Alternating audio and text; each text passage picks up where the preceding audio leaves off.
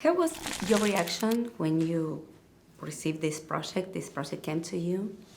I suppose there was a certain kind of inevitability to it, because the day he was created Pope, there were images all over the internet of the two of us together, and questions being asked whether I was in fact the Pope or was vice versa.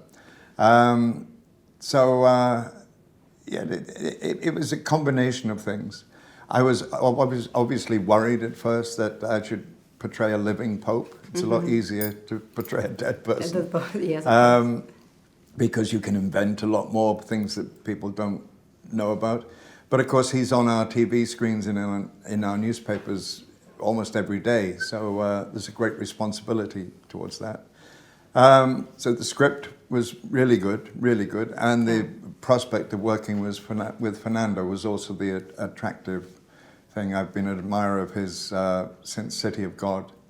And yeah, knew whatever he was going to make, I'd have wanted to be in it anyway. So, which gesture was harder for you to interpret? Which gesture of Bergoglio it was harder to interpret? There was nothing hard about it. No? No, I think because I feel a lot of empathy towards him, and he says in life a lot of the things that I would want to say about the ecology, about the economy even, the things he says about building bridges and not walls. I felt an immediate empathy with him. Spanish. The Spanish was the hardest The Spanish, bit. okay. The Italian a little, Latin a bit. Do you know some words the English was in Spanish? difficult. Do you know some words in Spanish? I only know what the Pope says.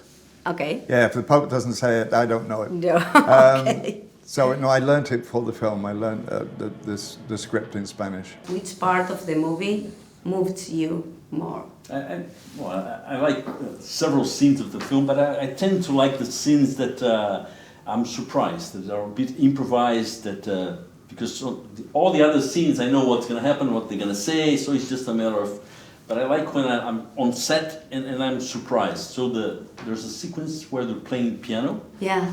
And that wasn't very scripted. I mean, we just played a bit, and that whole scene is very warm.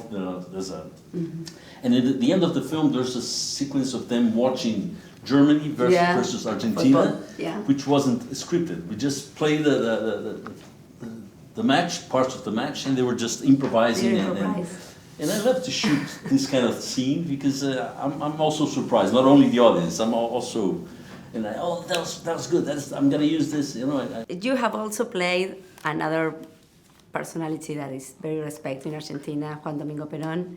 Which another personality do you want to play? I don't know. Well, Che Guevara, Messi. Well, I've been rehearsing my football skills for the Maradona story. I'm in line to play it, so we'll see. Okay. No worries. It was a joke. Yes, I know. Okay, and the last one. How do you define this film? Is a story about two men talking about Catholicism, or it's just two men talking about their thoughts? Well, the wonderful thing that all good film and all good theatre is what the audience will see what they want to see and take away from it what they want to take away from it. So we're neither preachy about the church or about politics, but what I know does happen is people watch it with compassion, and they hopefully learn about tolerance and understanding. And I just know a lot of people, Catholics and non-Catholics, who find it very moving and an emotional experience. There's a lot of tears and a lot of laughter. Yeah. Para mí es también una historia de tolerancia, de culpa y perdón.